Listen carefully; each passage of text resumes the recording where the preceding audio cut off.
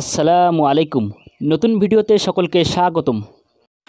মার্কিন যুক্তরাষ্ট্রের হয়ে 2028 অলিম্পিকে খেলতে পারেন বিশ্বসেরা অলরাউন্ডার সাকিব আল হাসান।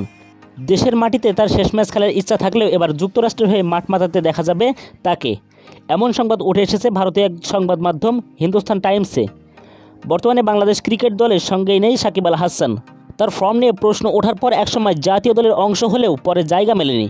তবে শুধু দেশের মাটিতে ক্রিকেটের অবসর নয়, এখন নতুন চ্যালেঞ্জের দিকে তাকিয়ে আছেন সাকিব। বিশ্বজুড়ে ফ্রাঞ্চাইজি ক্রিকেট লিগে নিজের নাম ছড়িয়ে দিয়েছেন সাকিব আল হাসান। সম্প্রতি তিনি মার্কিন যুক্তরাষ্ট্রে সময় কাটাচ্ছেন।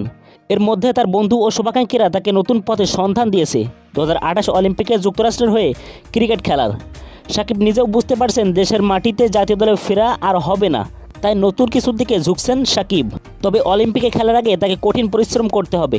সন্দেহজনক বোলিং অ্যাকশন সংশোধন করে আইসিসির নির্বাসন থেকে মুক্তি পেতে হবে। এদিকে সাকিব প্রতিদিন প্রায় 20 ওভার করে বল অনুশীলন করেন এবং প্রাক্তন ক্রিকেটারদের থেকে পরামর্শ নিচ্ছেন।